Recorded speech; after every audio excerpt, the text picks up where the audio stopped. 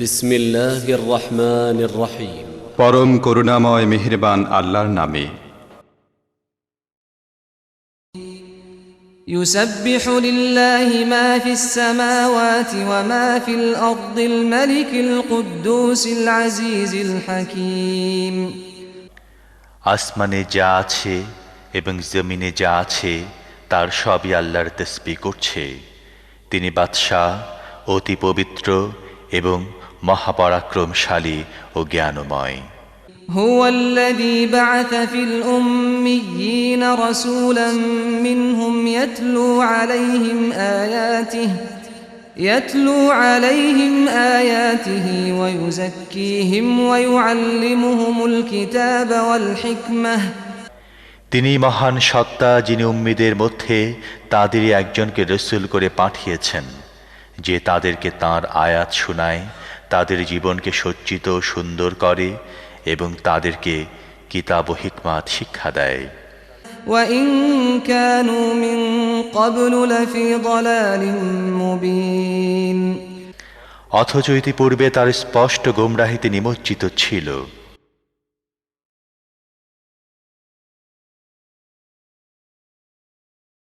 আসসালামু আলাইকুম ওয়া রাহমাতুল্লাহি ওয়া বারাকাতুহু।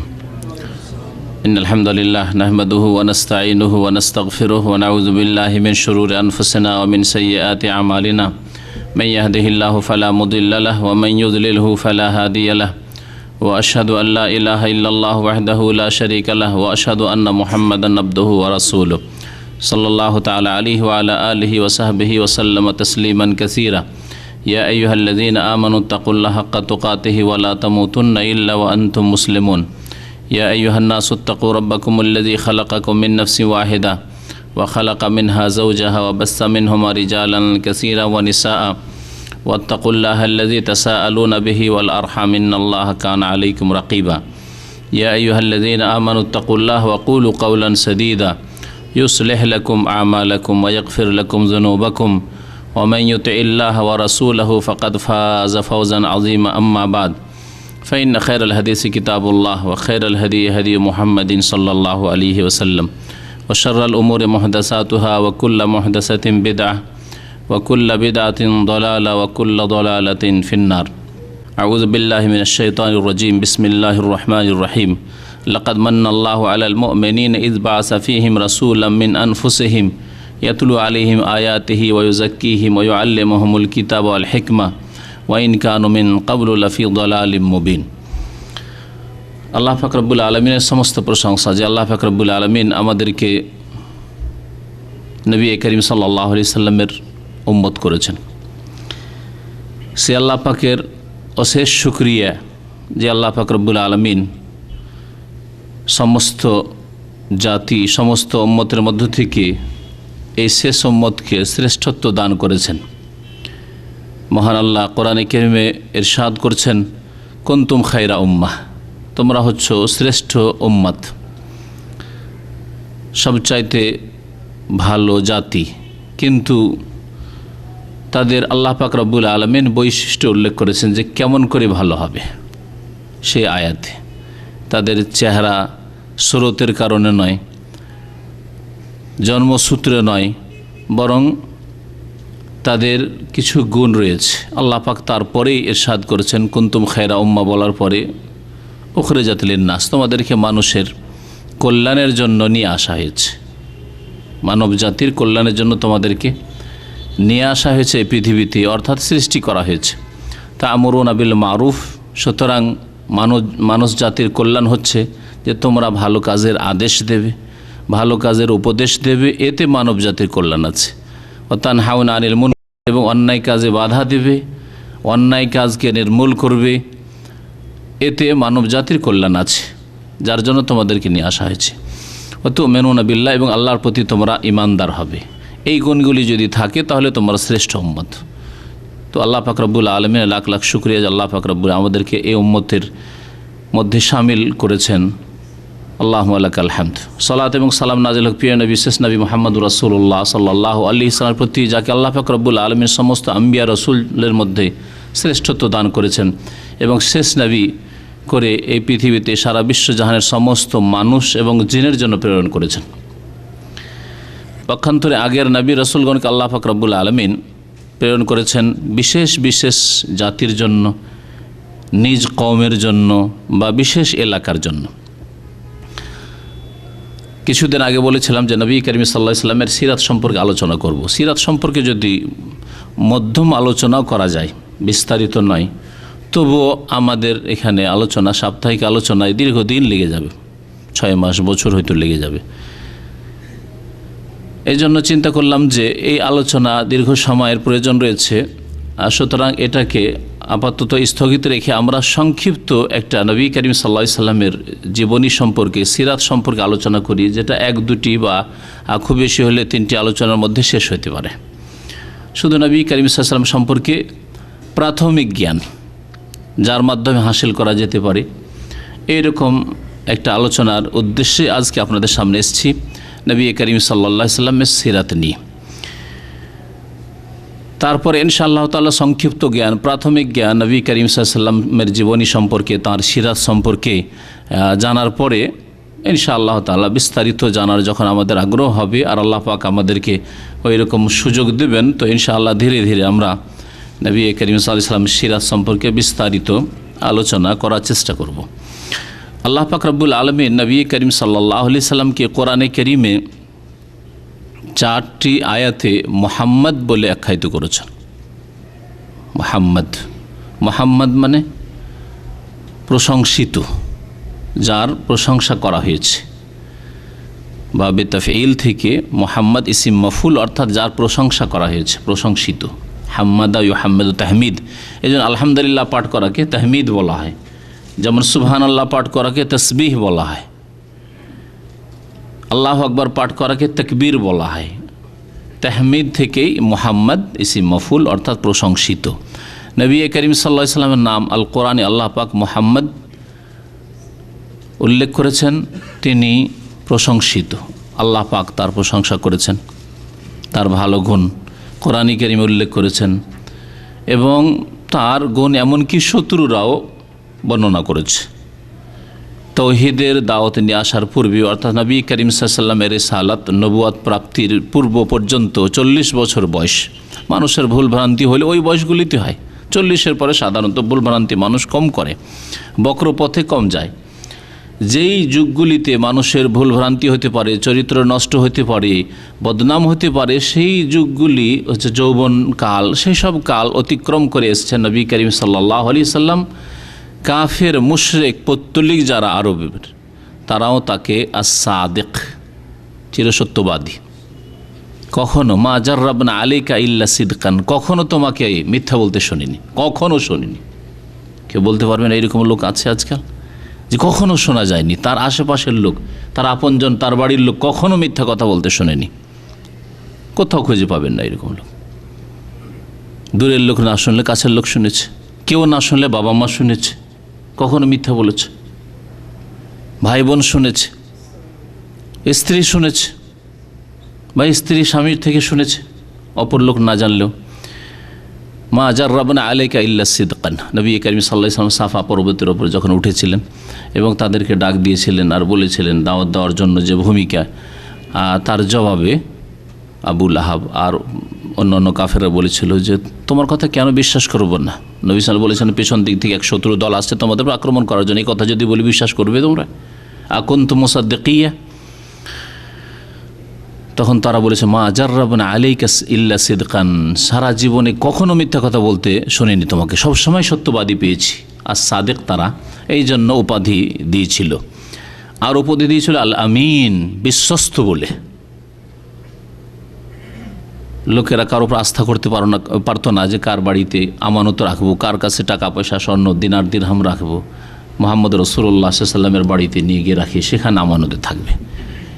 ইসলাম আসার পূর্বে, নবুয়ত প্রাপ্তির পূর্বে, নবী করিম সাল্লাল্লাহু আলাইহি ওয়াসাল্লামের কাছে ওহী আসার পূর্বে, তো আল্লাহ পাক রব্বুল আলামিনের কাছেও প্রশংসিত রাসূলুল্লাহ সাল্লাল্লাহু আলাইহি ওয়াসাল্লাম, বলছিলাম তার নাম মুহাম্মদ, এবং মানুষের কাছে প্রশংসিত। আর তার আপনজনরা, তার দাদা, তারা নাম রেখেছিলেন রাসূলুল্লাহ সাল্লাল্লাহু আলাইহি ওয়াসাল্লামের মুহাম্মদ। আল্লাহ পাক কোরআনে কারীমে আরেকটি নাম উল্লেখ করেছেন সূরাতুস সফে, এক জায়গায় শুধু উল্লেখ করেছেন, তা হচ্ছে আহমদ। ঈসা আলাইহিস সালামের ভাষায় আল্লাহ পাক কোরআনে কারীমে ইরশাদ করেছেন যে ঈসা আলাইহিস সালাম তার জাতিকে বললেন, অবাবাশশিরাম বিরাসূলি ইয়াতি মিন বাদি ইসমহু আহমদ, আমি সুসংবাদ দিচ্ছি তোমাদেরকে যে আমার পরে এক রাসূল আসবেন, বিরাসূল, এক রাসূলের, ইয়াতি মিন বাদি, আমার পরে তিনি আসবেন, ইসমহু আহমদ, যার নাম হবে আহমদ।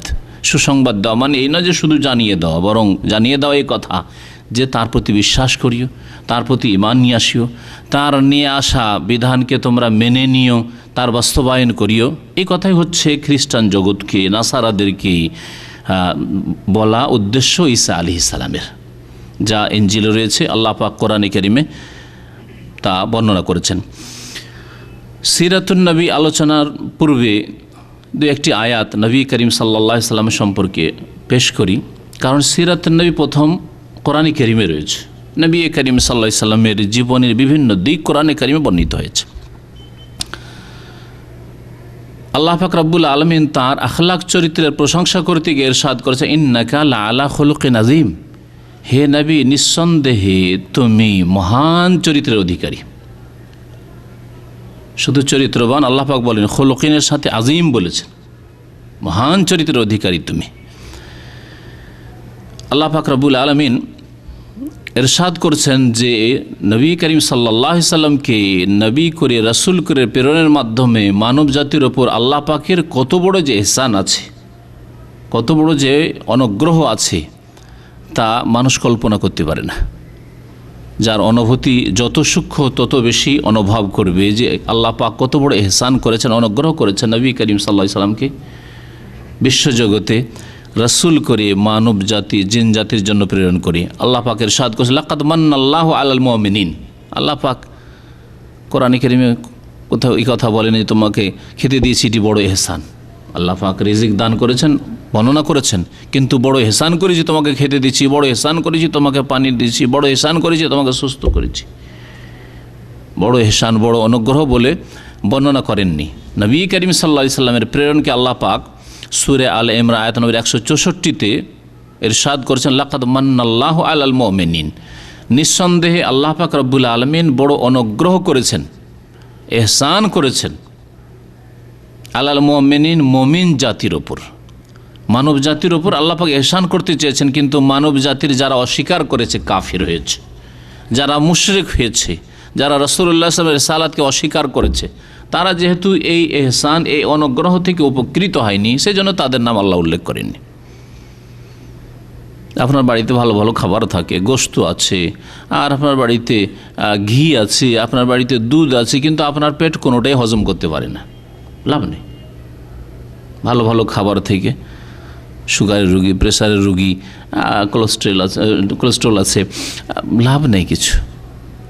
যখন মানুষের কাছে পয়সা হয় আজকালকার জামানায়, তখন খেতে পায় না। এই যে জামানায় খেতে পাতো, সে জামানায় পয়সা ছিল না। তো কাফেরদের কথা আল্লাহ পাক এখানে এই জন্য উল্লেখ করেননি। লাকাদ মান্নাল্লাহু আলাল মুমিনিন, নিঃসন্দেহে আল্লাহ পাক ইহসান করেছেন, অনুগ্রহ করেছেন মুমিনদের ওপর, কারণ তারাই উপকৃত হয়েছে এই ইহসান থেকে, অনুগ্রহ থেকে, আল্লাহ পাকের এই রহমত থেকে। ইয বাআসা ফীহিম রাসূলাম মিন আনফুসিহিম, যে তাদের মাঝে একজন রাসূল প্রেরণ করেছেন তাদের মধ্য থেকে, মিন আনফুসিহিম, রাসূল প্রেরণ করেছেন তাদের মাঝে, তাদের মধ্য থেকে। তাহলে বোঝা যাচ্ছে যে মানব জাতির মধ্য থেকে আল্লাহ পাক রাসূলকে মনোনীত করেছেন।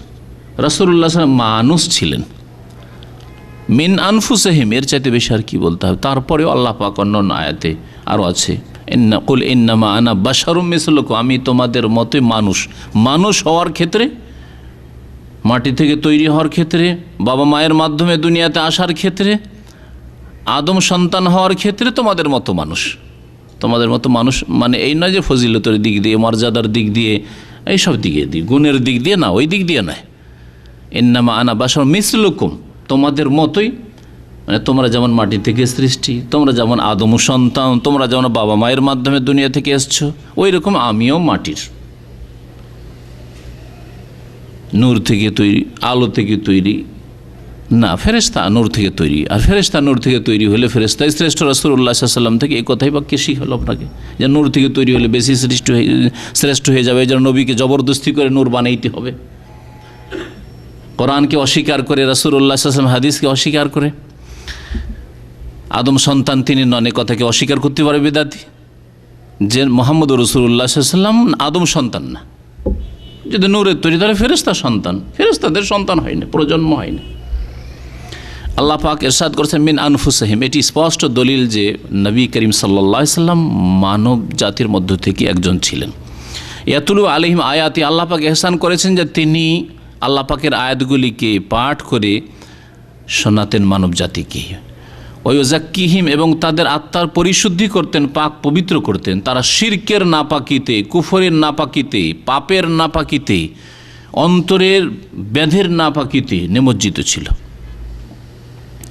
আল্লাহ পাক তাদেরকে পবিত্র করেছেন রাসূলুল্লাহ সাল্লাল্লাহু আলাইহি ওয়াসাল্লামের মাধ্যমে। ওয়ায়ুআল্লিমুহুমুল কিতাব ওয়াল হিকমা, এবং তাদেরকে কিতাবের শিক্ষাদান করেছেন রাসূলুল্লাহ সাল্লাল্লাহু আলাইহি ওয়াসাল্লাম। ওয়াল হিকমা, এবং হিকমতের অর্থাৎ হাদিসের সুন্নাতের জ্ঞান দান করেছেন রাসূলুল্লাহ সাল্লাল্লাহু আলাইহি ওয়াসাল্লাম। ওয়া ইন কানু মিন ক্বাবলু লাফি দালালিম মুবিন, আল্লাহ পাক বলছেন যে চিন্তা করে দেখো তার পূর্বে কি অবস্থা ছিল। নিঃসন্দেহে, ওয়া ইন কানু, এখানে ইন মানে ইন্নাহু, নিঃসন্দেহে, নিঃসন্দেহে তারা এর পূর্বে মিন ক্বাবলু, এর পূর্বে লাফি দালালিম মুবিন, সুস্পষ্ট ভ্রষ্টতাই ছিল, গোমরাহিতে ছিল। এমন কোনো পাপ ছিল না যেই পাপগুলি মক্কার মুশরিকদের মধ্যে ছিল না, আরব মুশরিক কাফেরদের মধ্যে ছিল না, যেই জাতির মাঝে রাসূলুল্লাহ সাল্লাল্লাহু আলাইহি ওয়াসাল্লামকে প্রথম আল্লাহ পাক পাঠিয়েছেন। আল্লাহ পাক রব্বুল আলামিন সূরা জুমাতে এর কাছাকাছি একটি আয়াতে ইরশাদ করেছেন ওয়াল্লাযী বাআসা ফিল উম্মিয়িনা রাসূল, আল্লাহ সেই সত্তা যিনি নিরক্ষর জাতির মাঝে একজন রাসূল পাঠিয়েছেন। তারা নিরক্ষর ছিল, লেখাপড়া জানতো না, তাদের মাঝে আল্লাহ পাক রাসূল পাঠিয়ে দিলেন। ছিল বকরি ছাগল চড়া, উঁট চড়া মানুষ, তাদেরকে আল্লাহ পাক খেলাফতে পৌঁছে দিলেন। পৃথিবীর নেতৃত্বের আল্লাহ পাক তৌফিক দান করলেন এবং যোগ্যতা দান করলেন এই নবী করিম সাল্লাল্লাহু আলাইহি ওয়াসাল্লামকে পাঠানোর মাধ্যমে। ইয়াতুলু আলাইহিম আয়াতি ওয়া ইয়াযাক্কিহিম ওয়া ইউআল্লিমুহুল কিতাব ওয়াল হিকমা ওয়া ইন কানু মিন ক্বাবলু লাফি দালালিম মুবিন। আগের সূরা আলে ইমরানে যে আয়াতগুলিতে যে কথাগুলি বললাম সেগুলি সূরা জুমার আয়াত নম্বর 2 আল্লাহ পাক ইরশাদ করেছেন। আল্লাহ পাক রাসূলুল্লাহ সাল্লাল্লাহু আলাইহি ওয়াসাল্লামকে কেন পাঠিয়েছেন? যে তার উম্মত হয়ে তার প্রতি ঈমান নিয়ে এসে গোলামীর জীবন যাপন করব, নির্যাতিত কাফেররা আমাদের ভাগ্য নিয়ে খেলা করবে, এই জন্য? কখনো না।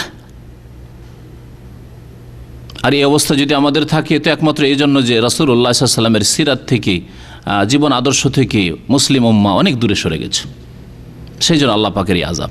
মহান আল্লাহ ইরশাদ করছেন সূরা তাওবার আয়াত নম্বর 33-এ, হুয়াল্লাযী আরসালা রাসূলাহু বিল হুদা ওয়া দীনিল হক লিইয়ুযহিরাহু আলাদ দীনি কুল্লিহি ওয়ালাউ কারিহাল মুশরিকুন। এই আয়াত সূরা সাফের আয়াত নম্বর 9-এও আছে, 2 জায়গায় কোরআনে কারিমে আয়াত আছে। আল্লাহ সেই সত্তা, আরসালা রাসূলাহু বিল হুদা, যে আল্লাহ রাসূলকে প্রেরণ করেছেন হিদায়াত নিয়ে, সঠিক পথের দিক নির্দেশনা নিয়ে সঠিক পথ দেখিয়েছেন তিনি। ওয়া দীনিল হক, এবং সত্য দিন নিয়ে, সত্য জীবন বিধান নিয়ে, যার বাস্তবমুখী জীবন বিধান, যাতে ইহকাল পরকালের সার্বিক কল্যাণ রয়েছে এবং মানব জাতির যত রকমের সমস্যা আসতে পারে কিয়ামত পর্যন্ত যতদিন মানুষ থাকবে পৃথিবীর বুকে সমস্ত সমস্যার সমাধান রয়েছে। এমন কোনো ধর্ম নেই যাতে মানব জাতির বিভিন্ন জীবনের ক্ষেত্রে সমস্যার সমাধান আছে। কিছু ইবাদত বন্দেগীর কথা থাকলে পারিবারিক জীবনে কোনো দিক নির্দেশনা নেই, সামাজিক ক্ষেত্রে কোনো দিক নির্দেশনা নেই, অর্থনীতির ক্ষেত্রে হালাল হারাম বৈধ অবৈধের ক্ষেত্রে কোনো দিক নির্দেশনা নেই। আল্লাহ পাক রব্বুল আলামিন ওয়া দীনে হক, সত্য দিন, সত্য জীবন বিধান নিয়ে প্রেরণ করেছেন। কি জন্য? লিইয়ুযহিরাহু আলাদ দীনি কুল্লিহি, এই জন্যই আল্লাহ পাক রাসূলকে প্রেরণ করেছেন যাতে করে তাকে এবং তার দিনকে, তার দিনের অনুসারীদেরকে সমস্ত দিনের ওপর, সমস্ত ধর্মের ওপর, সমস্ত মতবাদের ওপর, সমস্ত মতবাদে বাতিল মতবাদে বিশ্বাসীদের ওপর আল্লাহ পাক জয়ী করে দেন। এই উদ্দেশ্যে আল্লাহ পাক শ্রেষ্ঠত্ব দান করার জন্য, জয়ী করে দেওয়ার জন্য, খেলাফতে পৌঁছে দেওয়ার জন্য। লিইয়ুযহিরাহু আলাদ দীনি কুল্লিহি, যে দিন জয়ী হয় তাহলে দিনের অনুসারীরা, দিন যারা বিশ্বাস করে, দিনের বাস্তবায়ন করে, তারা জয়ী হবে না? তারা সম্মানিত হবে না? অবশ্যই হবে।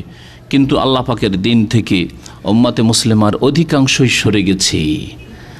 আর জীবনের বিভিন্ন দিকের মধ্যে যদি কিছু আমাদের থাকে, তো ব্যক্তি জীবনে সামান্য কিছু লোকের মধ্যে দিন আছে, বাকি বিভিন্ন যে ক্ষেত্রগুলি রয়েছে সেসব ক্ষেত্র থেকে আমরা দিনকে বিতাড়িত করে দিয়েছি।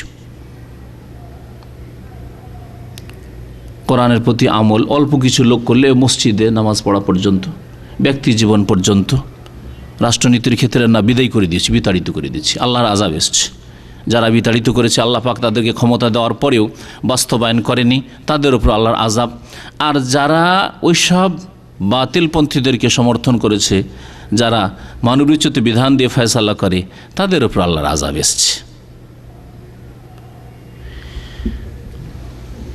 রাসূলুল্লাহ সাল্লাল্লাহু আলাইহি সাল্লামের আনুগত্য করলে ইহকাল পরকাল সব কালেই সার্বিক কল্যাণ রয়েছে।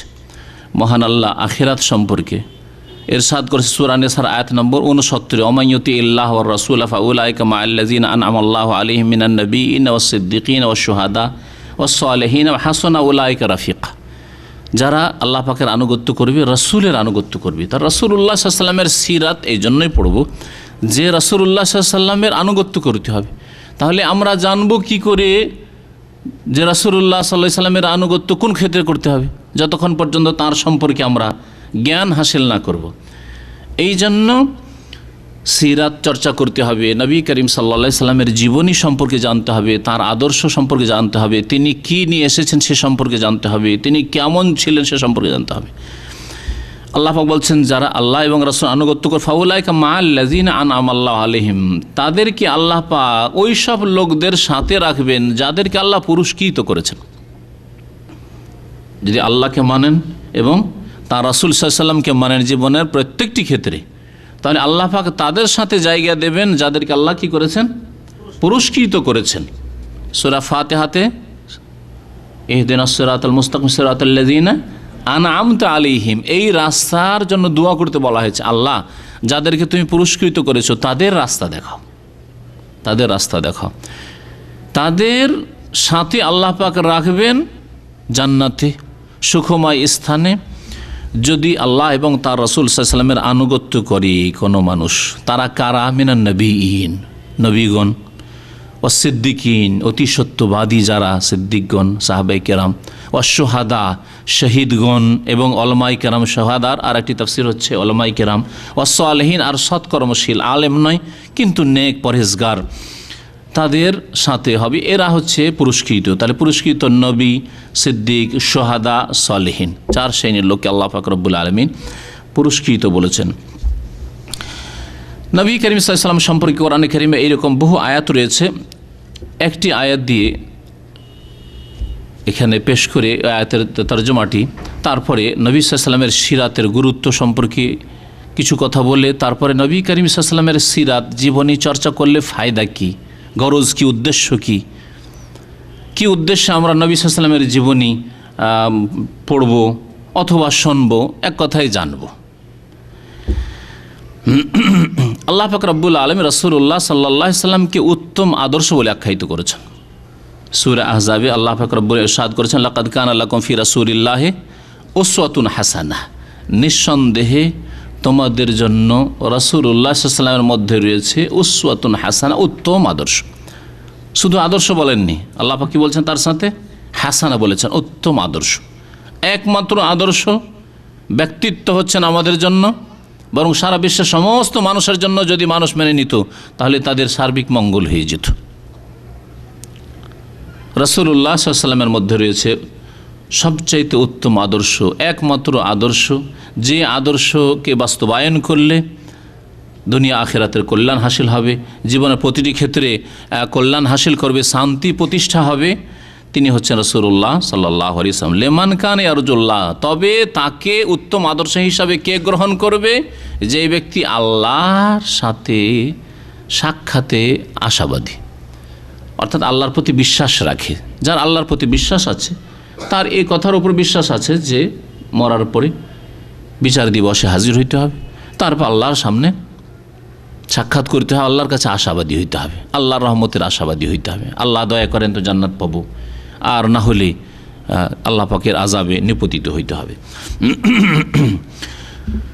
লিমান কানা ইয়ারজুল্লাহ ওয়াল ইয়াউমাল আখির, এবং পরকালে যারা বিশ্বাসী, পরকালে বিশ্বাস করলে, আল্লাহতে বিশ্বাস করলেই মানুষ সৎকর্মশীল হইতে পারে এবং কর্মতৎপর হইতে পারে, মেহনতি হইতে পারে এবং সৎ জীবন যাপন করতে পারে, সংশোধন করতে পারে। অজাকার আল্লাহ কাসিরা, এবং আল্লাহ পাকে বেশি বেশি যারা স্মরণ করে।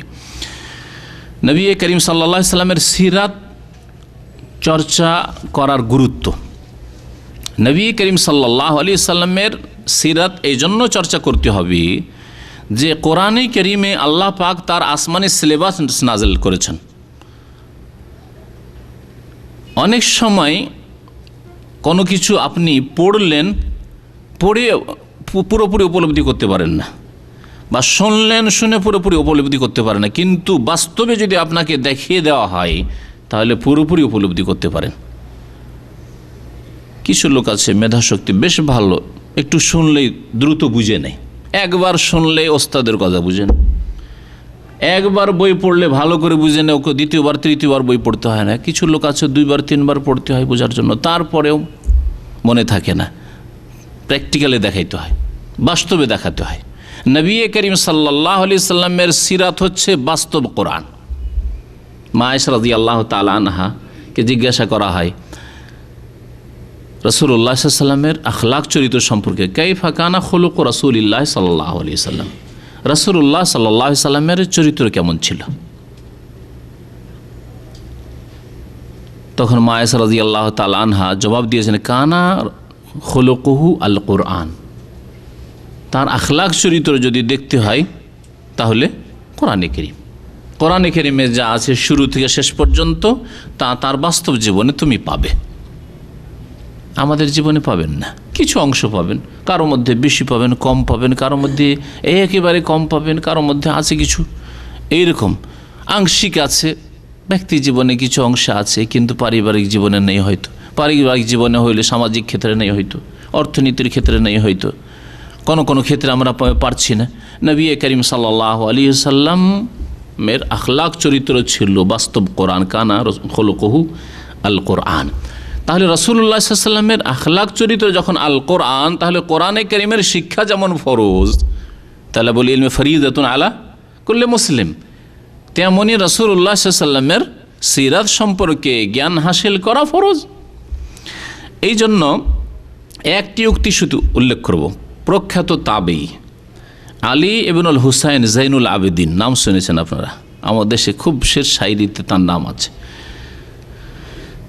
তিনি আহলে সুন্নাত ওয়াল জামাতের ইমাম ছিলেন নিঃসন্দেহে। তিনি বিদাতপন্থীদের মতো বিদাতি ছিলেন না, বিদাতের এবং গুমরাহির অনেক ঊর্ধ্বে ছিলেন যারা তার নামে গুমরাহ হয়েছে।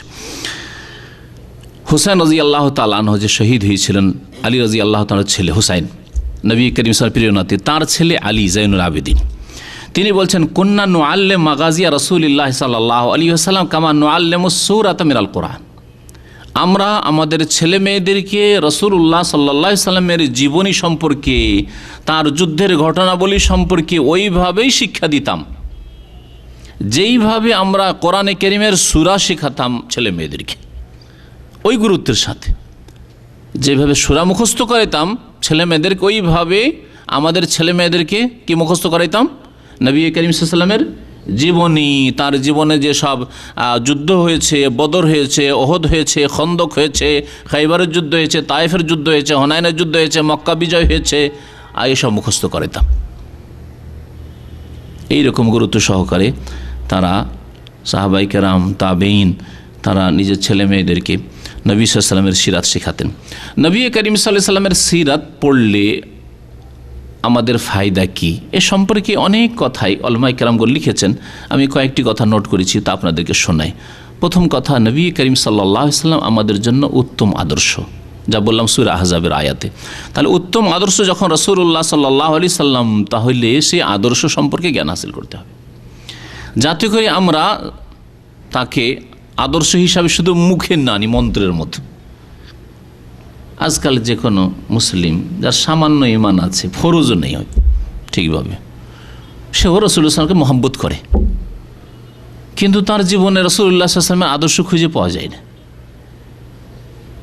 না ইবাদত খুঁজে পাওয়া যাচ্ছে, না আখলাক চরিত্র খুঁজে পাওয়া যাচ্ছে। রাসূলুল্লাহ সাল্লাল্লাহু আলাইহি ওয়াসাল্লামের জীবনী সম্পর্কে জানবেন, তাহলে তো বাস্তবে রাসূলুল্লাহ সাল্লাল্লাহু আলাইহি ওয়াসাল্লামকে উত্তম আদর্শ হিসাবে গ্রহণ করতে পারবেন। এবং বাস্তবায়িত করতে পারবেন যে সত্যি আমি রাসূলুল্লাহ সাল্লাল্লাহু আলাইহি ওয়াসাল্লামকে উত্তম আদর্শ হিসাবে গ্রহণ করেছি।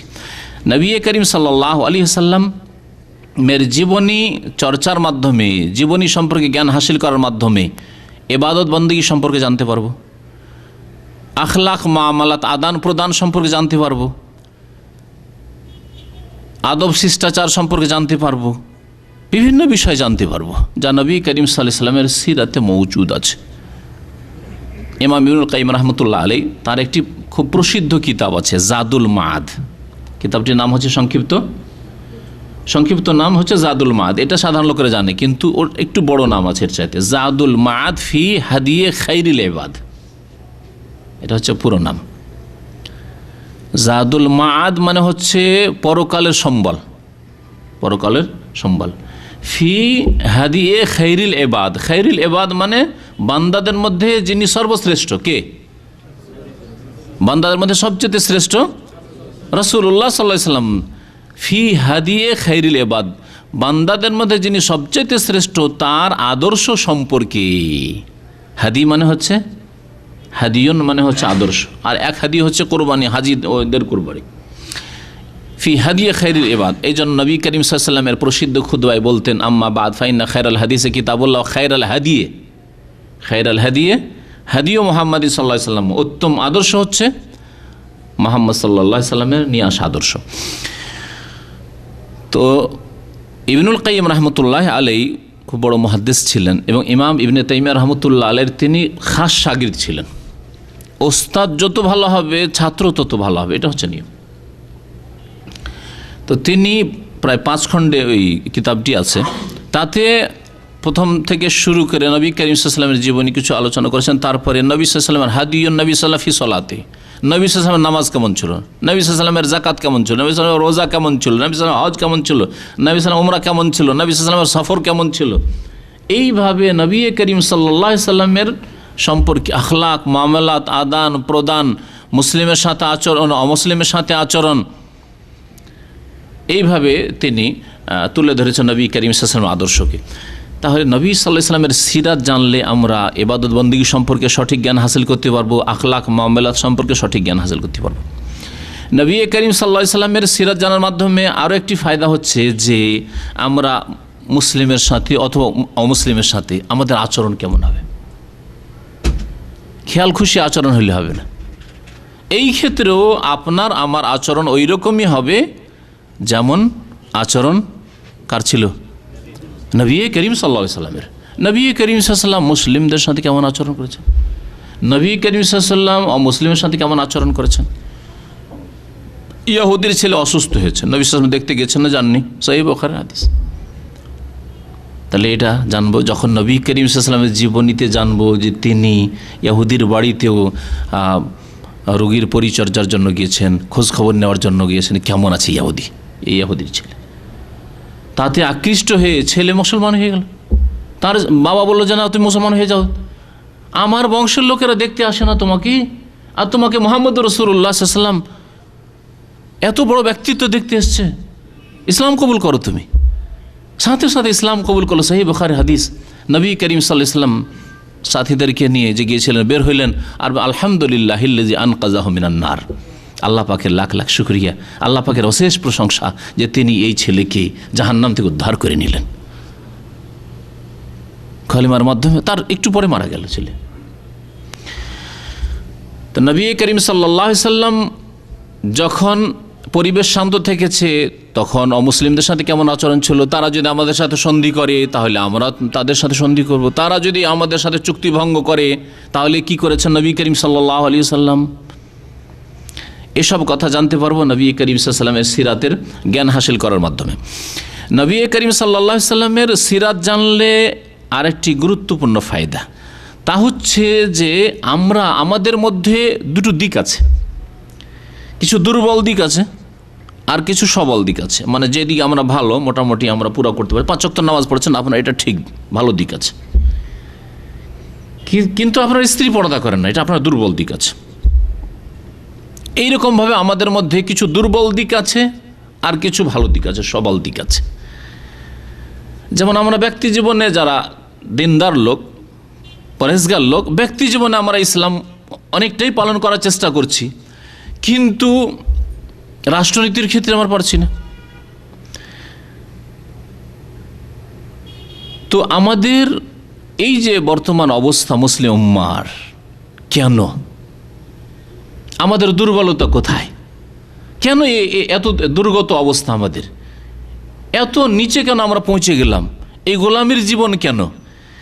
এগুলি বুঝতে পারবেন কখন? যখন নবী করিম সাল্লাল্লাহু আলাইহি সাল্লামের সিরাতকে আপনি ভালো করে অধ্যয়ন করবেন, শুনবেন, মনোযোগ সহকারে শুনবেন যে দুর্বলতা আমার মধ্যে কোথায়। আর নবী করিম সাল্লাল্লাহু আলাইহি সাল্লাম, আবু বকর, ওমর, তাদের মধ্যে কি শক্তি ছিল যে 313 জন আর সেখানে 70 জনকে বন্দি করে নিয়ে আসছে। 1000-এর মধ্যে 70 জনকে বন্দি করে নিয়ে আসছে, আর 70 জনকে জাহান্নামে পৌঁছে আসছে। 313 জন মাত্র। আর আমাদের সংখ্যা বাল আনতুম কাসীরুম ওয়া কাসীর, আবু দাউদের হাদিস আছে। দেখো তোমাদের সংখ্যা অনেক বেশি হবে, অনেক বেশি হবে। ওয়ালাকিন্নাকুম গোসাউন কা গোসাইস সাইল, কিন্তু তোমরা হবে বন্যার ওপর যে ফেনা ভাসে অথবা খড়কুটা ভাসে বন্যার পানিতে, ওই রকম তোমাদের অবস্থা হবে। একটু ঢেউ লাগলে ধাক্কা খেয়ে ওই ফেনা চূর্ণ বিচ্ছিন্ন হয়ে যায়, নিশ্চিন্ন হয়ে যায়, আর ওই খড়কুটোগুলো এদিক সেদিক হয়ে যায়। ওই রকম তোমাদের অবস্থা হবে। তোমাদের এই সংখ্যার আধিক্য কোনো কাজে আসবে না, কারণ নামে শুধু মুসলিম থাকবে, আকিদায় ভেজাল, সুন্নতের অনুসরণে ভেজাল, সুন্নতের জায়গায় বিদাতে দখল করেছে, তৌহিদের জায়গায় শিরকে দখল করেছে, এবাদতের জায়গায় এবাদতবিহীন, নামাজবিহীন মুসলিম অধিকাংশ। সামান্য কিছু থাকলেও ওই ব্যক্তি জীবনে শুধু আছে, আর বাকি জীবনে যাদেরকে আল্লাহ তৌফিক দিয়েছেন, ক্ষমতা দিয়েছেন, ইচ্ছা করলে তারা ইসলামিক জীবন বিধান বাস্তবায়ন করতে পারবেন, তাদের কোনো সময় এই রকমের কোনো চিন্তাও নেই, মনেও নেই এই কথা যে আমরা কখনো বাস্তবায়ন করব, নিয়তেই নেই আসলে। তো আমরা আমাদের দুর্বলতা সম্পর্কে জানতে পারবো, আমাদের মধ্যে ত্রুটি কোথায়, কোনখানে ত্রুটি আছে, সেটা ত্রুটি সারাইতে হবে। আবু বকর, ওমর, ওসমান, আলী তারা ত্রুটি সারিয়েছেন, আল্লাহ তাদেরকে খেলাফত দান, নেতৃত্ব দান করেছেন, সম্মানিত করেছেন, শক্তিশালী করেছেন। আমাদের মধ্যে ত্রুটি কোন কোন দিকে ত্রুটি আছে, সে ত্রুটিগুলি, আমাদের রিজিক হারাম, তাহলে ত্রুটি সারাইতে হবে। আমাদের পরিবার ইসলামিক পরিবার নয়, তাহলে ইসলামিক পরিবার গঠন করতে হবে। আমাদের কোন কোন ক্ষেত্রে দুর্বলতা, কমজোরি আছে, সেই কমজোরিগুলি দূর করব কোরআন সুন্নাহর আলোকে, যদি নবী করিম সাল্লাল্লাহু আলাইহি ওয়াসাল্লামের সিরাতকে আমরা ভালোভাবে পড়াশোনা করি। নবী করিম সাল্লাল্লাহু আলাইহি ওয়াসাল্লামের সিরাত আমরা পড়াশোনা করলে আমাদের যে দুর্বল অবস্থা, আমাদের যে লাঞ্ছনার অবস্থা, আমরা যে গোলামির জীবনযাপন করছি, এতে থেকে কেমন করে আমরা ইজ্জতের জীবন পাবো, মান সম্মানের জীবন পাবো, নেতৃত্বের জীবন পাবো, হারিয়ে যাওয়া ধন কি করে হাসিল করতে পারবো। মানুষের হারিয়ে যাওয়া ধন হাসিল করার ফিকির থাকে না, থাকে না? আপনার বাড়িতে কোনো কিছু হারিয়ে গেলে আপ্রাণ চেষ্টা করবেন সেটা উদ্ধার করার, কিন্তু উম্মতে মুসলিমা হারিয়ে যাওয়া ধন হারিয়ে গেছে, তারপরে গভীর ঘুমে ঘুমন্ত অবস্থায়। খেলাফতে রাশেদা ছিল, হারিয়ে গেছে। বানু উমাইয়ার খেলাফত ছিল, হারিয়ে গেছে। আব্বাসী খেলাফত ছিল, হারিয়ে গেছে। তুর্কি খেলাফত ছিল, হারিয়ে গেছে। মোগলদের মুসলিম শাসন ছিল 800 বছরের, হারিয়ে গেছে। হারিয়ে যাওয়া ধন কখনো এই চিন্তা নেই যে আরে আমরা ছিলাম কোথায়, আর আজকে রিক্সা চালক আমরা, আমাদের ছেলেরা রিক্সা চালক, আমাদের মেয়েরা দাসী। কেন এই অবস্থা? হারিয়ে যাওয়া ধন হাসিল করার চেষ্টা তখনই করবে আর মান ইজ্জতের জীবন হাসিল করার চেষ্টা করবে যখন নবী করিম সাল্লাল্লাহু আলাইহি সাল্লামের সিরাত চর্চা করবে, সাহাবায়ে কেরামের সিরাত পড়বে, সাহাবায়ে কেরামের জীবনী পড়বে। নবী করিম সাল্লাল্লাহু আলাইহি সাল্লামের জীবনী চর্চা করলে আমাদের ঈমান বাড়বে। নবী করিম সাল্লাল্লাহু আলাইহি সাল্লামের জীবনী সিরাত পড়লে ঈমান বাড়বে। কারণ নবী সাল্লাল্লাহু আলাইহি সাল্লামের জীবনী যখন পড়বেন তার একটা দিক পড়বেন মুজিজা, অলৌকিকত্ব। যখন নবী সাল্লাল্লাহু আলাইহি সাল্লামের মুজিজা, অলৌকিকত্ব পড়বেন তখন আপনার ঈমান চোখে দেখা ঈমানের মতো হবে। মুজিজা সম্পর্কে আজকে আলোচনার সময় নেই, কিন্তু মুজিজা সম্পর্কে অলৌকিকত্ব যেগুলো নবী সাল্লাল্লাহু আলাইহি জামানায় ঘটেছে। নবী করিম সাল্লাল্লাহু আলাইহি ওয়াসাল্লাম চাঁদকে ইশারা করতে 2 টুকরা হয়ে গেছে, মেরাজ থেকে ফিরে এসছেন। কি যেমন তোমার মুজিজা যে রাত্রে গেলেন আবার ফিরে চলে আসলেন, এর মধ্যে 5 ওয়াক্ত নামাজ ফরজ হলো, 50 থেকে 5 ওয়াক্তে নেমে আসলো, জান্নাত জাহান্নামের দৃশ্য দেখলেন, এসে তার মধ্যে রাস্তাতে আবার আম্বিয়াদেরকে নামাজ পড়িয়েছেন বাইতুল মুকাদ্দাসে। সকালবেলা এসে কাফেরা জিজ্ঞাসা করছে, আচ্ছা আপনি গিয়েছেন, বলেন দেখি যে বাইতুল মুকাদ্দাসের মসজিদে ডান দিকে কী আছে, বাম দিকে কী আছে, কতটা দরজা, কতটা জানালা, আল্লাহ পাক খুলে দিচ্ছেন। হিজরে যে হাতিম সেখানে দাঁড়িয়ে এক এক করে সব জবাবও দিয়ে দিচ্ছেন নবী করিম সাল্লাল্লাহু আলাইহি সাল্লাম। সব সহিহ হাদিসের কথা, সহিহ বুখারী হাদিসে রয়েছে। এর মাধ্যমে ঈমান আমাদের তাজা হবে। অল্প খাবার, অল্প পানি আছে, সামান্য পানি, আর তাতে কয়েকশো লোক পান করতে পারছে, কয়েকশো লোক উজু করছে, কয়েকশো লোকের খাবার হয়ে যাচ্ছে। এই ধরনের বহু মুজিজা নবী করিম সাল্লাল্লাহু আলাইহি সাল্লাম, হাজারের বেশি মুজিজা নবী করিম সাল্লাল্লাহু আলাইহি সাল্লামের আছে। এর মাধ্যমে ঈমান আমাদের শক্তিশালী হবে, যে আমরা যেই দিনের ওপর আছি সেই দিন হচ্ছে চিরসত্য। যখন আপনি মনে করবেন যে আমি যেই রাস্তায় আছি সেই রাস্তা হচ্ছে ঠিক, তখন আপনার শরীরের শক্তি আলাদা হবে।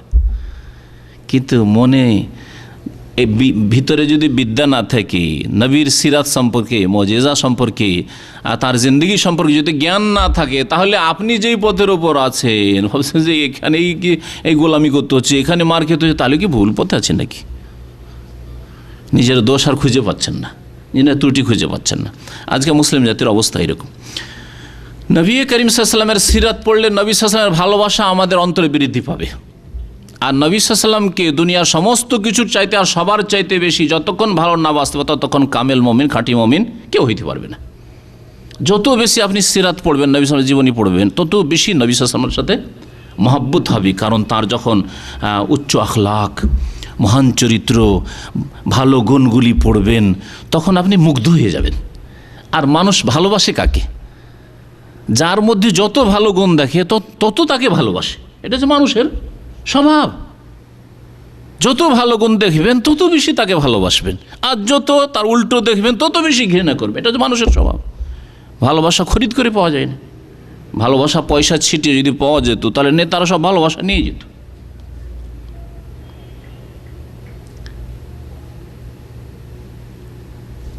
মুহাদ্দিস ইমাম আবদুল্লাহ বিন মুবারক এসেছেন বাগদাদে। তো হারুন রশিদ সেই জামানায় বাদশাহ, রাস্তায় হাজার হাজার লোক, ভিড়ে রাস্তায় জায়গা পাওয়া যায় না, হাজার হাজার লোক তার পিছনে ডানে বামে পিছনে লাইন ধরে আছে। বাদশাহ উপর থেকে দেখছে মহল থেকে, যে যাচ্ছে কি, রাস্তায় আমি বেরোলি রাস্তায় খালি হয়ে যায়, কোনো লোক পাওয়া যায় না। আরে এসছে কে? এ কোন রাজা এসছে? এ আমার কোথায় রাজা হলো? কে এর পেছনে? জিজ্ঞাসা করলো মন্ত্রীকে, আচ্ছা দেখো তো কে আছে? আপনি জানেন না যে প্রখ্যাত ইমাম আবদুল্লাহ বিন মুবারক রহমতুল্লাহ আলাইহি তিনি এসেছেন বাগদাদে।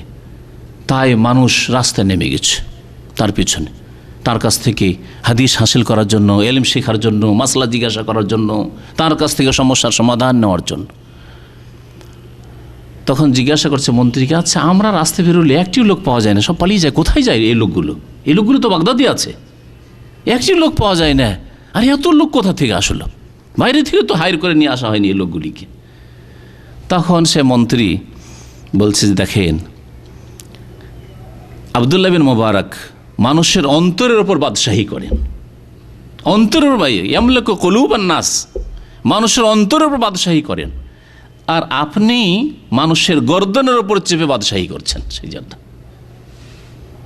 অর্থাৎ জবরদস্তি বাদশাহ, মানবেন না, মানতে হবে, আদেশ হয়েছে মানতে হবে, জুলম হইলেও মানতে হবে, আর অন্যায় হইলেও মানতে হবে, শোষণ হইলেও মানতে হবে, স্বজন প্রীতি হইলেও মানতে হবে, মানতে হবে।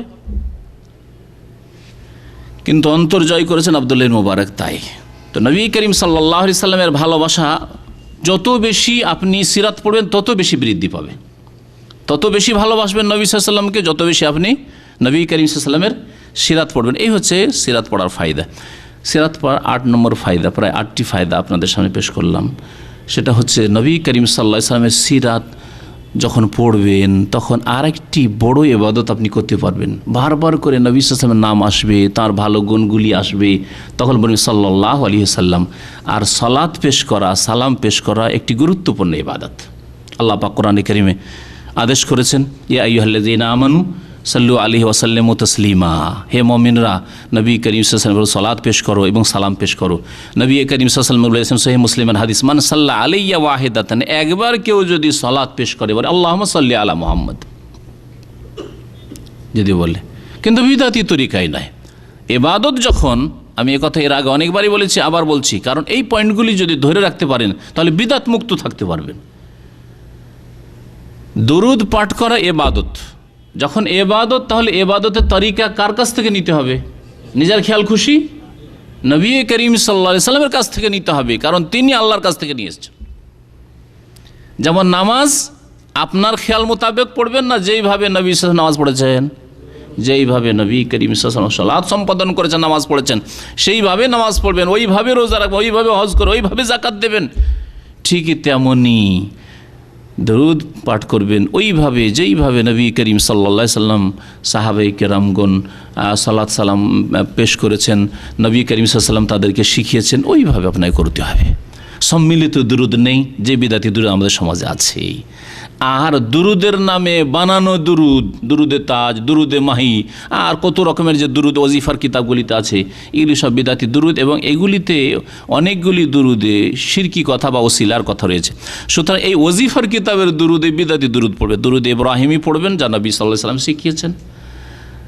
আর না হইলে নবী সাল্লাল্লাহু আলাইহি ওয়াসাল্লাম যখন নাম আসবে ছোট্ট দুরুদ সালাফে সালেহিন থেকে চলে আসে, সাহাবায়ে কেরাম তাবেঈনদের জামানা থেকে চলে আসে, মুহাদ্দিসিন প্রত্যেকটি হাদিসের যখনই কালা রাসূলুল্লাহ এসেছে তখন লিখেছেন সাল্লাল্লাহু, শুধু মুখে উচ্চারণ করেননি, সাল্লাল্লাহু আলাইহি ওয়াসাল্লাম, কালা রাসূলুল্লাহ সাল্লাল্লাহু আলাইহি ওয়াসাল্লাম। এই ছিল সিরাতের ফায়দা। সিরাত চর্চা করা, সিরাত সম্পর্কে জ্ঞান হাসিল করা, সে পড়েই সিরাত আপনি হাসিল করেন অথবা শুনেই হাসিল করেন নবী সাল্লাল্লাহু আলাইহি ওয়াসাল্লামের সিরাত সম্পর্কে জ্ঞান, এর ফায়দা। সিরাতুন নবী আলোচনা করতে গিয়ে আমরা নবী করিম সাল্লাল্লাহু আলাইহি ওয়াসাল্লামের মোবারক জীবনকে তিন ভাগে ভাগ করতে পারি। একটি হচ্ছে নবী করিম সাল্লাল্লাহু আলাইহি ওয়াসাল্লামের জন্ম থেকে শুরু করে নবুয়ত প্রাপ্তি পর্যন্ত। কত বছর বয়স পর্যন্ত? তাহলে 40 বছর বয়স পর্যন্ত এই একটা জীবন নবী করিম সাল্লাল্লাহু আলাইহি ওয়াসাল্লামের। দ্বিতীয় ভাগ বা দ্বিতীয় স্তর হচ্ছে নবী সাল্লাল্লাহু আলাইহি ওয়াসাল্লামের নবুয়ত প্রাপ্তি থেকে শুরু করে হিজরত পর্যন্ত। কত বছরের জীবন? 13 বছরের জীবন। তৃতীয় স্তর হচ্ছে বা তৃতীয় ভাগ হচ্ছে নবী সাল্লাল্লাহু আলাইহি ওয়াসাল্লামের সিরাতের, তা হচ্ছে হিজরতের পর থেকে শুরু করে বা হিজরত থেকে শুরু করে, হিজরতের ঘটনা থেকে শুরু করে নবী করিম সাল্লাল্লাহু আলাইহি ওয়াসাল্লামের ওয়াফাত পর্যন্ত, তার মৃত্যু পর্যন্ত সাল্লাল্লাহু আলাইহি ওয়াসাল্লাম। এই তিন ভাগে ভাগ করতে পারি নবী করিম সাল্লাল্লাহু আলাইহি ওয়াসাল্লামের সিরাতকে। আর আজকে সময় প্রায় শেষের দিকে, সুতরাং আর নবী সাল্লাল্লাহু আলাইহি ওয়াসাল্লামের সিরাতের মধ্যে না প্রবেশ করে আগামী সপ্তাহে ইনশাআল্লাহ তাআলা এই সিরাত সম্পর্কে আলোচনা করা যাবে। নবী করিম সাল্লাল্লাহু আলাইহি ওয়াসাল্লামের সিরাত যেন আল্লাহ পাক রব্বুল আমাদেরকে সিরাত সম্পর্কে সঠিক জ্ঞান হাসিল করার তৌফিক দান করেন, এবং নবী করিম সাল্লাল্লাহু আলাইহি ওয়াসাল্লামের সিরাতকে জানার পরে তার বাস্তবায়ন আল্লাহ পাক যেন তৌফিক দান করেন, তার অনুসরণ করা যেন আল্লাহ পাক তৌফিক দান করেন।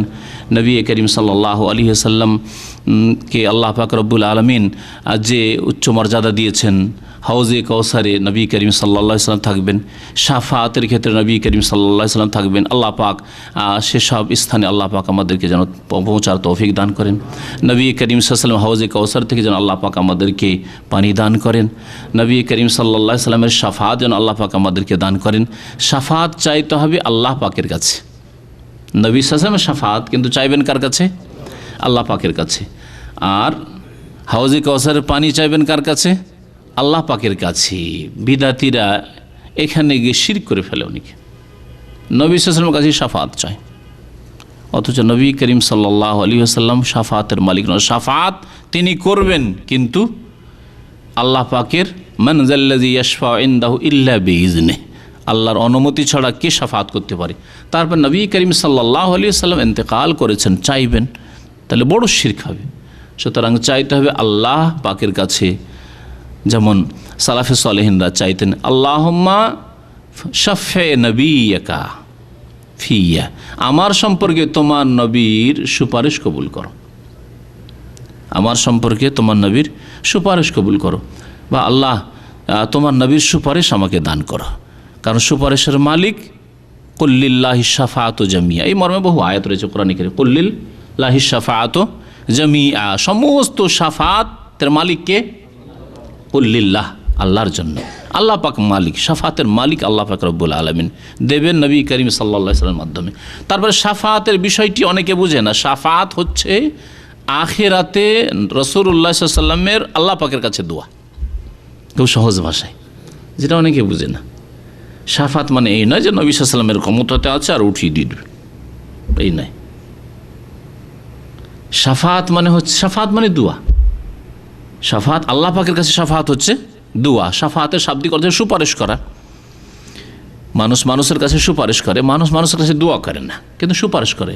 এই কাজটা করে দেন আল্লাহ পাক রব্বুল আলামিনকে। নবী করিম সাল্লাল্লাহু আলাইহি সাল্লাম বলেন, আল্লাহ তুমি তোমার এই বান্দাকে, আমার এই উম্মতের এই লোকটিকে তুমি জান্নাত দাও বা জাহান্নাম থেকে তুমি নাজাত দাও। তাহলে আল্লাহ পাকের কাছে দোয়া হইল না? এই জন্য বললাম আখিরাতে নবী করিম সাল্লাল্লাহু আলাইহি সাল্লামের দোয়াই হচ্ছে শাফাত। নবী করিম সাল্লাল্লাহু আলাইহি ওয়াসাল্লাম বলেছেন যে প্রত্যেক উম্মতের নবীদেরকে আল্লাহ পাক দোয়া দিয়েছিলেন যে তোমরা দোয়া করো, তোমরা যা দোয়া করবে দোয়া কবুল হবে। দোয়ার আল্লাহ পাক ইখতিয়ার দিয়েছিলেন আর তারা দোয়া করেছিলেন। আর আমি সেই দোয়াকে স্থগিত রেখেছি শাফাআতান লি উম্মতি, আমার উম্মতের জন্য আখিরাতে শাফাত করার জন্য, সুপারিশ করার জন্য। দুনিয়াতে ওই দোয়া না করে দুনিয়াতে আমার জন্য, আমার উম্মতের জন্য চেয়ে নিলাম যে এখানেই শেষ করে দিলাম না, এটাকে রাখি আখিরাতের জন্য। এটা বড় জ্ঞানী মানুষের পরিচয়। যে জ্ঞানের পরিচয় আমরা কিন্তু টাকা পয়সার ক্ষেত্রে ভালোই দিচ্ছি। প্রবাসী জীবনে যা বেতন পায় 150-200 খেয়ে দিয়ে বাকি টাকাটা দেশে পাঠায়, তাই না? করছেন না? এই বুদ্ধির পরিচয় ভালোই দিচ্ছি আমরা, এই ক্ষেত্রে বলতে হয় না আমাদেরকে। কিন্তু আখিরাতের ক্ষেত্রে, হ্যাঁ, আখিরাতের ক্ষেত্রে নয়। আখিরাতের ক্ষেত্রে, আমলের ক্ষেত্রে আমরা কর্মতৎপর নয়, মেহনতি নই। নবী করিম সাল্লাল্লাহু আলাইহি সাল্লামের সিরাত সম্পর্কে আজকে যেহেতু সময় বেশি নেই, আর আলোচনা শুরু না করে এখানে শেষ করছি। যদি আপনাদের কোনো প্রশ্ন থাকে তাহলে সে প্রশ্নের উত্তর দেব।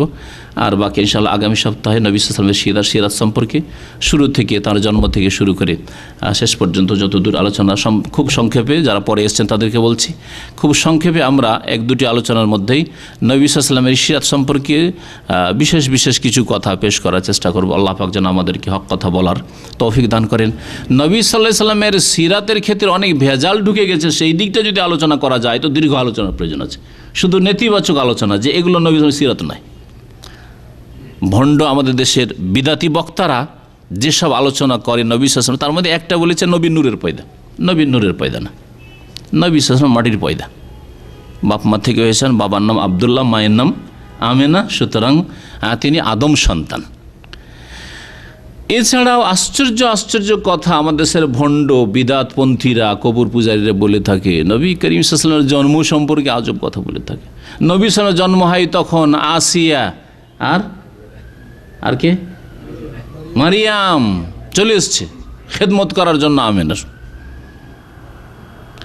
এসব ভণ্ডামির শেষ না, এরকম বহু ভণ্ডামি রয়েছে নবী করিম সাল্লাল্লাহু আলাইহি ওয়াসাল্লাম সম্পর্কে। নবী করিম সাল্লাল্লাহু আলাইহি ওয়াসাল্লামকে বাড়াইতে বাড়াইতে যে আশঙ্কা করেছিলেন রাসূলুল্লাহ সাল্লাল্লাহু আলাইহি ওয়াসাল্লাম, তা করেই ফেলেছে।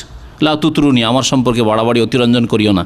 কামা আতরাতিন নাসা ঈসা ইবনে মারইয়াম, যেমন খ্রিস্টানরা মারিয়াম পুত্র ঈসা আলাইহিস সালাম সম্পর্কে বাড়াবাড়ি করে আল্লাহর পুত্র বানিয়ে দিয়েছিল, ইবনুল্লাহ বানিয়ে দিয়েছে। মারিয়াম পুত্রকে আল্লাহর পুত্র বানিয়ে দিয়েছে। ইন্নামা আনা আবদুন, আমি বান্দা, সুতরাং বলিও মুহাম্মদকে ফাকুল আবদুল্লাহ ওয়া রাসূলুহু, আল্লাহর বান্দা, আল্লাহর বান্দা, আল্লাহর মুখাপেক্ষী, ওয়া রাসূলুহু, এবং তার রাসূল। কিন্তু বিদাতপন্থীরা এখানেও খ্রিস্টানদের অন্ধ অনুকরণ করেছে। খ্রিস্টানরা ঈসা আবদুল্লাহ, ঈসা কে, ঈসা আলাইহিস সালাম আবদুল্লাহ, আল্লাহর বান্দা। ওরা আবদুল্লাহকে করলো ইবনুল্লাহ, স্লেভ অফ গড, মানে আল্লাহর বান্দা, তাই না? আল্লাহর বান্দাকে করে দিল সান অফ গড। আর এরা কি করলো, আবদুল্লাহকে এরা করে দিল নুরুল্লাহ। কবর পূজারী আবদুল্লাহ কি করে দিল, নুরুল্লাহ। এতেও খ্রিস্টানদের সাদৃশ্যতা আছে। নবী সাল্লাল্লাহু আলাইহি ওয়াসাল্লাম মান তাশাব্বাহা বিকওমিন ফাহুয়া মিনহুম। আকীদার ক্ষেত্রে হোক, আর ইবাদতের ক্ষেত্রে হোক, আর আখলাক চরিত্রের ক্ষেত্রে হোক, যেই ব্যক্তি যেই জাতি অন্য কোনো বিজাতির কাফেরের সাদৃশ্যতা অবলম্বন করে তাদের দলে শামিল হবে। আল্লাহ পাক যেন আমাদেরকে হিদায়াত দান করেন। ইহদিনাস সিরাতাল মুস্তাকিম সিরাতাল লাযিনা আনআমতা আলাইহিম গায়রিল মাগদুবি আলাইহিম ওয়ালাদ-দাল্লিন। সুবহান রাব্বিকা রাব্বিল ইজ্জাতি আম্মা ইয়াসিফুন ওয়া সালামুন আলাল মুরসালিন ওয়ালহামদুলিল্লাহি রাব্বিল আলামিন। আমাদের এই ভাইয়ের প্রশ্ন যে অমুসলিমদের ছেলেমেয়েরা নাবালক অবস্থায় যদি মারা যায় তো তারা জান্নাতে যাবে না জাহান্নামে যাবে? এই ক্ষেত্রে ইখতিলাফ আছে উলামায়ে কেরামদের, বড় ইখতিলাফ আছে। মুসলিম শিশুদের সম্পর্কে তেমন ইখতিলাফ নেই, বা সঠিক হচ্ছে যে জান্নাতে যাবে, এতে তেমন ইখতিলাফ নেই। কিন্তু অমুসলিমদের ছেলে মেয়েদের সম্পর্কে নাবালক অবস্থায় মারা গেলে ইখতিলাফ আছে, এবং খুব মানে মজবুত ইখতিলাফ আছে। তার মধ্যে একটি দল বলছে যে না, তারা জাহান্নামে যাবে, তা বানলে আবাই, বাবারা জাহান্নামে যাবে, ওদের সাথে জাহান্নামে যাবে। আরেক দল কি হাদিসে দিছে সাদৃশ্যতা, হ্যাঁ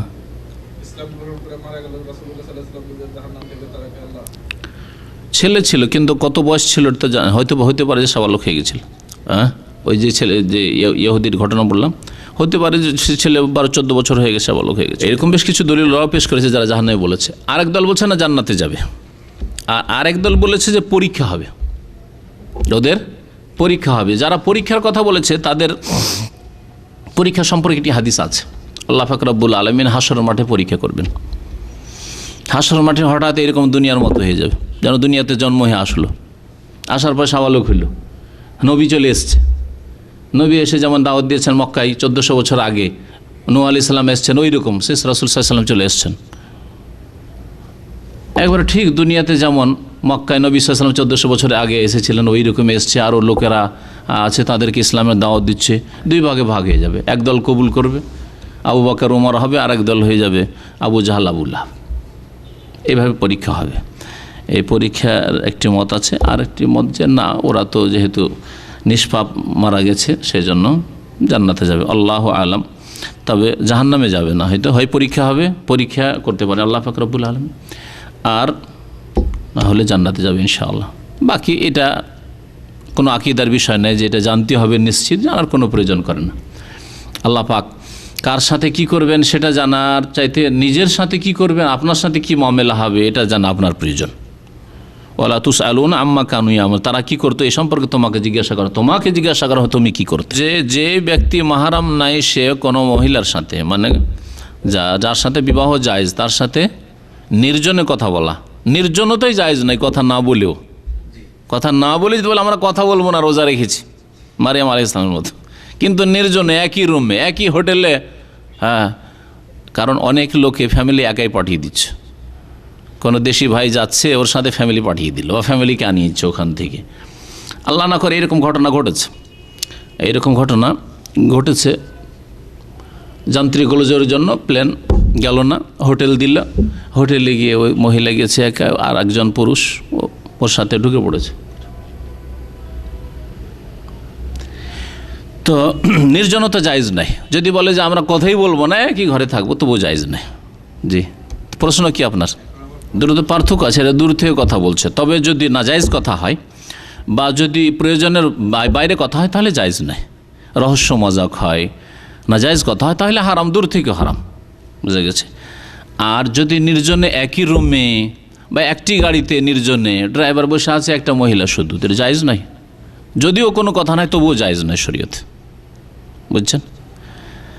আর টেলিফোনে কেমন আছেন, ভালো আছেন, বা কেমন আছো, ভালো আছো, জায়েজ আছে, এতটুকু জায়েজ আছে। কিন্তু ওটাই যদি আবার ধীরে ধীরে আগে বেড়ে যায় তাহলে জায়েজ নয়, রাস্তা বন্ধ করতে হবে, তার রাস্তা বন্ধ করতে হবে। আজকে 1 মিনিট হলো, কালকে 2 মিনিট, ধীরে ধীরে মিনিট বাড়ছে, তাহলে হারাম, তাহলে রাস্তা বন্ধ। জি, জাহেল অনারব, আমাদের ভাই জিজ্ঞাসা করছেন যে কোরআনে কারিমে নবী সাল্লাল্লাহু আলাইহি ওয়াসাল্লামকে আল্লাহ পাক বলছেন যে বান্দা বলে ডাকো, বান্দা বলে ডাকো নাই, কিন্তু জাহেল অনারবরা আরবি অল্প বুঝে, অল্প বিদ্যা ভয়ঙ্করী। আরবি ভাষাকে আরবরা যেমনভাবে বুঝে সেইভাবে বুঝতে হবে। বা হ্যাঁ, তো প্রিন্সিপালের এলেমই কত, প্রিন্সিপাল হলেই যে ও আলেম তা তো নয়। আল্লাহ পাক কোরআনে বলেছেন, কুল ইয়া ইবাদিয়াল্লাযিনা আসরাফু আলা আনফুসিহিম লা তাকনাতু মির রাহমাতিল্লাহ ইন্নাল্লাহা ইয়াগফিরুয যুনুবা জামিয়া। এই আয়াতকে কবর পূজারী বিদাতিরা যারা নবীর কাছে চায়, নবীকে আলেমুল গায়ব হাজির নাজির বলে, বেরেলবিরা এক কথায়, তারা তারপরে আব্দুল মুস্তাফা, আব্দুল নবী, আব্দুর রসুল নাম রাখে তারা। এটা ভারত, বাংলাদেশ, পাকিস্তানে বেরেলবিরা যারা রেজবি তারা এইসব নাম রাখে। আব্দুল নবী বলে কুল ইয়া ইবাদি, হে আমার বান্দা। নবী সাল্লাল্লাহু আলাইহি ওয়াসাল্লাম বলছেন হে আমার বান্দা। এটা আরবি থেকে অজ্ঞ জাহেল, আরবির যে বাকভঙ্গিমা সেটা বুঝে না জাহেলরা। আসলে অনারব ব্যক্তি আরবি বুঝলে, আরবরা যেভাবে বুঝেছে আরবিকে সেভাবে বুঝতে হবে। আরবির বাক পদ্ধতি আছে, আমাদের বাংলার বাক পদ্ধতি। দু চারটা কিছুটা বাংলা শিখে, বাংলা কিছু গ্রামার পড়ে যদি কোনো আরবি বা কোনো ইংরেজ বুঝে, তাহলে কি আর হবে? না, বাঙালি যেভাবে বাংলা বুঝে সেভাবে বুঝতে হবে, বাংলা সাহিত্যে যেভাবে বাংলা বোঝায় সেইভাবে বুঝতে হবে। তো এখানে আল্লাহ পাক বলছেন, কুল হে নবী বলে দাও যে আল্লাহ পাক বলছেন। হে নবী বলে দাও আল্লাহ পাক। কোরআনে কারিমে অনেক জায়গাতে এরকম উজ্জ্ব আছে, ইয়া ইবাদিয়াল্লাযিন, আল্লাহ পাক কি বলছেন? ইয়া ইবাদিয়াল্লাযিন আসরাফু আলা আনফুসিহিম। এটা আল্লাহর কথা নকল বলে দাও, মানে তুমি আল্লাহর কথা নকল করে দাও। হে আমার বান্দার, আল্লাহ পাক বলছেন আল্লাযিন আসরাফু আলা আনফুসিহিম, যারা নিজের উপর বাড়াবাড়ি করেছো, জুলুম অত্যাচার করেছো, গুনাহ পাপ করি, লা তাকনাতু মির রাহমাতিল্লাহ। এখনও সংশোধনের সময় আছে, যখন আত্মা আছে। আল্লাহর রহমত থেকে নিরাশ হয়ে যেও না। ইন্নাল্লাহা ইয়াগফিরুয যুনুবা জামিয়া, আল্লাহ সব গুনাহ মাফ করতে পারেন, কিন্তু তার কাছে ক্ষমা নিতে হবে তওবা করে, ইস্তিগফার করে। কিন্তু তওবা দরজা বন্ধ হওয়ার পরে যদি মনে করেন যে আল্লাহ ইয়াগফিরুয যুনুবা জামিয়া, তাহলে ভুল কথা। আল্লাহ পাক সব গুনাহ মাফ করবেন কখন? যদি আপনি তওবার সুযোগকে কাজে লাগান, তওবা ইস্তিগফার করেন, সংশোধন করে, এবং তওবার যে শর্তগুলি রয়েছে। তওবার শর্ত কেউ বলতে পারেন? তওবার শর্ত কি? তওবা কোনো মন্ত্র নয় যে আস্তাগফিরুল্লাহ পড়ে নিলে হয়ে গেল। তওবার শর্ত কি? হ্যাঁ, প্রথম কথা, কয়টি শর্ত তওবার? আল্লাহর হকের ক্ষেত্রে 3টি, মানুষের হকের ক্ষেত্রে এই 3-এর সাথে আর একটি আছে, 4টি শর্ত। প্রথম শর্ত হচ্ছে গুনাহ বন্ধ করতে হয়। আপনি তওবা করেছেন যে আল্লাহ মাফ করে দাও, নামাজ ছেড়েছি অনেক, মাফ করে দাও, তাহলে নামাজ শুরু করতে হবে। আর নামাজ পড়বেন না, এখন তওবা করলেন আর ফজর পড়লেন না, আপনি তওবা মিথ্যু, কাজ্জাব, আপনি দাজ্জাল। তাহলে তওবা মানে প্রথম গুনাহ বন্ধ করতে হবে। যে কোনো গুনাহ, সুদ খাওয়া, ঘুষ খাওয়া, জেনা ইত্যাদি, বা অবৈধ প্রেম আলাপ চলছিল, স্টপ করতে হবে, গুনাহ বন্ধ করা হবে, 1 নম্বর শর্ত। 2 নম্বর, অনুতপ্ত হইতে হবে। আবার ওতে আমোদ ফুর্তি করলে হবে না, যাক একটা যুগে খুব আমোদ ফুর্তি করেছি, ভোগ করেছি, না, অনুতপ্ত, লজ্জিত হইতে হবে। তারপরে 3য় শর্ত বলেন, ভবিষ্যতের জন্য দৃঢ় সংকল্প হইতে হবে। আজম মানে দৃঢ় সংকল্প, আর হবে না আমার দ্বারা। হয়তো এখন স্টপ করলাম, যেমন অনেকে রমজান মাসে বেনামাজি হয়, স্টপ করে নামাজ ধরে নিল, কিন্তু যেই সওয়াল হইল আবার বেনামাজি হয়ে গেল, তাদের তওবা হয় না। এরা রমজানি মুসলমান, বাস রমজানি মুসলমান, 11 মাস মুসলমান থাকতে চায় না এরা। তো 3য় শর্ত হচ্ছে আগামীর জন্য দৃঢ় প্রতিজ্ঞ হওয়া যে আর এই ভুল হবে না, যা হয়েছে আর ভুল হবে না। এই 3টি শর্ত আল্লাহর হকের ক্ষেত্রেও, বান্দার হকের ক্ষেত্রে। আর যদি বান্দার হক, তাহলে অতিরিক্ত আরেকটি শর্ত হচ্ছে হক ফিরিয়ে দেওয়ার হলে ফিরিয়ে দিতে হবে, আর ফিরিয়ে দেওয়ার বস্তু না হলে মাফ নিতে হবে তার কাছে। যার হক নষ্ট করেছেন, ফিরিয়ে দেওয়ার বস্তু হলে ফিরিয়ে দিতে হবে। টাকা পয়সা, মাল, জমি জায়গায় বেমানি করেছেন, ফিরিয়ে দিতে হবে না? সুদ খেয়েছেন, ফিরিয়ে দিতে হবে। ভাই সুদ খেয়েছি, আপনার টাকা আপনি নেন, এটা আমার হক না। বেমানি করেছি, মোবাইল চুরি করেছি, ভাই ফিরিয়ে দিতে হবে। এমন না যে তওবা করিনি, যাক একটা মোবাইল চুরি করেছিলাম, তওবা করিনি, চলবে না, ক্ষতিপূরণ দিতে হবে।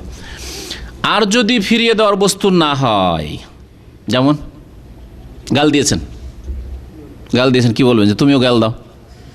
হ্যাঁ, না, তাহলে মাফ নিতে হবে। ভাই গীবত করেছেন, কুৎসা গেয়েছেন, মিথ্যা অপবাদ লাগিয়েছেন, তাহলে কি তুমিও ভাই আমার খুব বদনাম করে নাও, শোধ, এতে শোধ না, ওইরকম না। কি করতে হবে? মাফ নিতে হবে। ভাই ভুল করেছি, মাফ নিতে হবে। জি, গীবত করে যদি আজকাল মাফ নিতে যায় তাহলে সমস্যা আছে। আজকাল আমাদের ইমান এমনই কমজোর যে কোনো ব্যক্তি যদি এসে বলে যে ভাই আপনার খুব বদনাম করেছি, তো আমাকে মাফ করে দেন, তো শতকরা একটাও পাওয়া যাবে না। 1000 1-2 হইতে পারে যে সত্যি খালেস অন্তর থেকে মাফ করে দিও, আর কোনোদিন সুযোগে থাকবে না প্রতিশোধ নেওয়ার। অধিকাংশ লোক প্রতিশোধে নেওয়ার, আচ্ছা তুই আমার বদনাম করেছিস, আচ্ছা ঠিক আছে এখন তো মাফ করে দিলে দেখবো তোকে।